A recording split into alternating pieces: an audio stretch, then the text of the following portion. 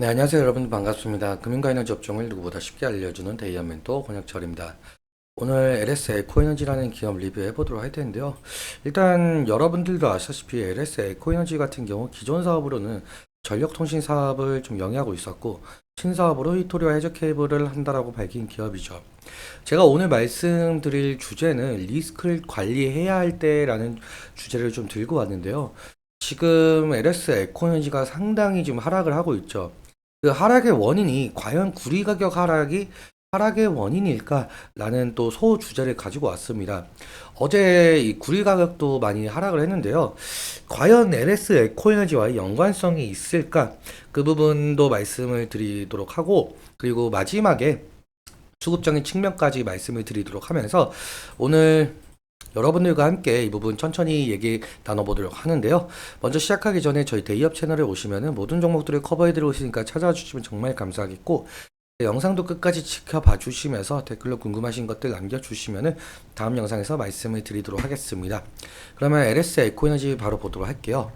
일단 LS 에코에너지 같은 경우 작년에 이 해저 케이블과 히토류 신사업을 추진을 한다라고 하면서 제2의 성장 모멘텀이 될 것이다라고 말을 한 바가 있었죠. 그래서 LS 전선 아시아에서 사명을 LS 에코에너지로 변경을 했을 만큼 이 해저 케이블과 히토류 신사업에 대해서 상당히 자신감이 있었던 걸로 보이고 있는데요.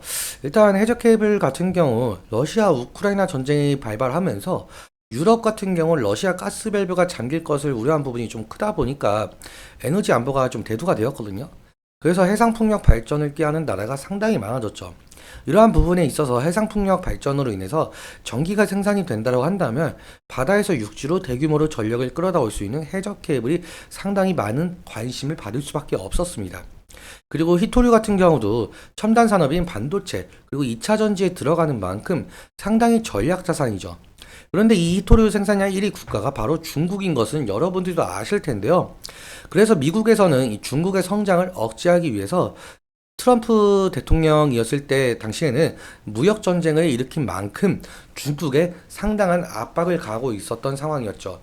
그리고 지금 현재 바이든도 마찬가지로 중국에 상당히 압박을 가하고 있는 상황인데요. 그래서 이 중국에서는 이에 맞서서 전략자산인 히토류를 무기화하고 다른 국가의 수출을 금하는 전략을 많이 세우기도 했었습니다.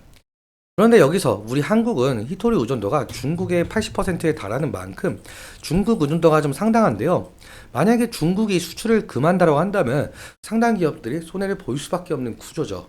그래서 LS 그룹도 마찬가지로 그룹 내에서 2차 전지를 하는 기업이 있기 때문에 앞서 말씀드린 문제점을 타파하기 위해서 베트남 광산업체와 계약을 하면서 공급망에 문제가 없도록 만들고 있었습니다. 이러한 성장 모멘텀을 가지고 있었기 때문에 작년 7월부터 이 기대감에 주가가 상승을 했던 것은 여러분들도 아실 텐데, 그러면 지금 LS 에코에너지가 구리 가격과 어떻게 엮여 있냐라고 해본다면 기존 사업에 대한 부분이거든요. LS 에코에너지는 기존 사업에 베트남과 미얀마에서 이 전력 통신 케이블 사업을 진행을 하고 있었습니다. 사실 이 전력 통신 케이블 같은 경우는 이 AI와 엮이면서 또 LS 에코에너지가 상당한 상승의 모습을 보여준 바가 있었죠. 왜 AI와 엮여 있냐라고 해본다면 사실 지금 현재 AI 데이터 센터가 상당히 각광을 받고 있는 상황인데요. 왜 각광을 받고 있느냐라고 해본다면 이 AI 서비스 같은 경우는 결국엔 데이터 저장이 필수예요. 데이터 저장을 하면서 데이터 센터는 끊임없이 가동을 해야 할 것이고 가동을 하면 할수록 전력 소비는 지속적으로 늘어날 수밖에 없다라는 겁니다. 즉 다시 정리하자면 데이터 센터의 경우에는 전력 소비를 하면서 지속적으로 가동이 되어 주어야 각종 데이터를 수집을 하고 저장하는 역할이 진행이 되겠는데요. 그런데 지금 현재 AI 데이터 센터는 상당히 시설이 부족한 상황이에요. 그래서 지금 현재 AI 데이터 센터를 지으려고 하는 기업들이 상당 부분 많은데 여기서 필요한 것은 결국엔 전력 인프라만 구축이겠죠. 그래서 이 LS 에코에너지가 이 전력 인프라만 구축으로 인해서 상당한 상승을 좀 일으켰었는데, 근데 여기에 또 구리 가격이 엮여 있습니다. 사실 전력 케이블이라는 것은 이 구리로 만들어지고 있기 때문에 이 구리 가격 상승으로 인해서 이 전력 케이블 가격 상승으로 매출적으로 도움이 될 가능성이 상당히 많았죠. 그런데 지금 현재 구리 가격이 상당히 떨어지고 있는 상황이거든요. 그렇다 보니까 이 부분에 관련해서 오늘 매출 하락에 대한 우려 때문에 주가가 하락하는 것이 아니냐라고 좀 볼 수가 있을 것 같습니다. 그러면 차트랑 이 수급적인 측면도 함께 보도록 하겠는데요. 이제 LS에코는 이제 차트를 보시면은 오늘 같은 경우 지금 아래 꼬리가 달리고 있지만 오늘 오전장 아침 9시만 해도 마이너스 8%까지 빠진 것을 볼 수가 있는데요. 일단 제가 어제 영상에서 말씀드리기로는 지지 라인이 20일 이평선 부근이 될 가능성이 높을 것 같다라고 말씀이 드린 바가 있었습니다. 근데 오늘 지금 개파락을 하면서 지금 20일 이평선을 이탈을 했는데요. 그리고 제가 20일 이평선을 이탈을 하게 된다고 한다면 리스크적인 관리는 필요해야 된다라고 말씀을 드렸던 게 기억이 나고 있습니다.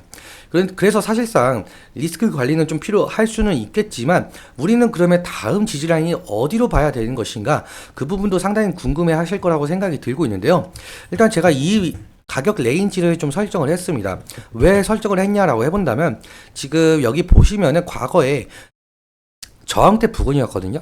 근데 이제는 주가가 그보다 위에 있으니까 지지라인이 될 가능성이 상당히 높겠죠. 그래서 이 가격 레인지가 지지라인이 될 가능성이 높겠고요.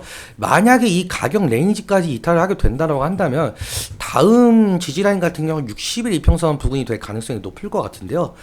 그래서 지금 사실상 이격도가 상당하다 보니까 여기서는 더욱더 리스크적인 관리는 필요할 수 있을 것으로 보이고 있죠. 그리고 투자자별 매매 동향도 함께 보시자면은 지금 제가 4월 29일 기간으로 설정을 했는데 왜 그러냐고 해본다면 이 4월 29일에 상한가를 기록을 하고 상당한 상승의 모습을 좀 보여줬었어요. 그래서 제가 4월 29일 날짜로 수급을 좀 체크하려고 하는 거고요. 4월 29일자로 보자고 한다면은 외국인 같은 경우 120만 주 정도 매수가 진행 중에 있고 기관 같은 경우 86만 주 정도 매도가 진행 중에 있죠. 개인 같은 경우 15만 주 정도 매도를 하고 있는데요. 지금 사실상 외국인의 수급이 상당 부분 세다 보니까 만약에 외국인마저 매도세로 돌아가게 한다면 LS 에코의 주가에 상당히 악영향을 끼칠 가능성이 높겠죠. 그럼 여기서 외국인의 수급 주체가 과연 어디 쪽일까 한번 보자면 외국인 순매수 거래원 순위를 보자면 이 JP 모건 서울에서 약 54만 주 정도 매수가 진행 중에 있고, 그리고 다음으로 모건 스탠리에서 44만 주 정도 매수가 진행되고 있어요. 그러니까 JP 모건 서울과 모건 스탠리를 합하면 약 90만 주 정도 되겠죠. 거의 외국인이 사고 있는 물량의 한 90% 정도 차지하고 있다 보니까 이 JP 모건 서울과 모건 스탠리의 수급 동향 잘 살펴봐야 되는 부분이 있는 것 같습니다. 오늘은 여기까지 말씀을 드리면서 제가 계속적으로 이 수급 체크도 말씀을 드리도록 할 테니까요. 오늘 내용 여러분들께 도움이 되셨다면 구독과 좋아요 부탁드리고, 그리고 말씀드린 내용과 차트적인 부분에 대해서는 제 개인적인 견해가 많이 껴있다 보니까 여러분들의 주관적인 견해와 함께 투자를 현명한 선택하셨으면 좋겠습니다. 오늘도 시청해주셔서 감사하고 지금까지 멘토 권혁철이었습니다. 감사합니다.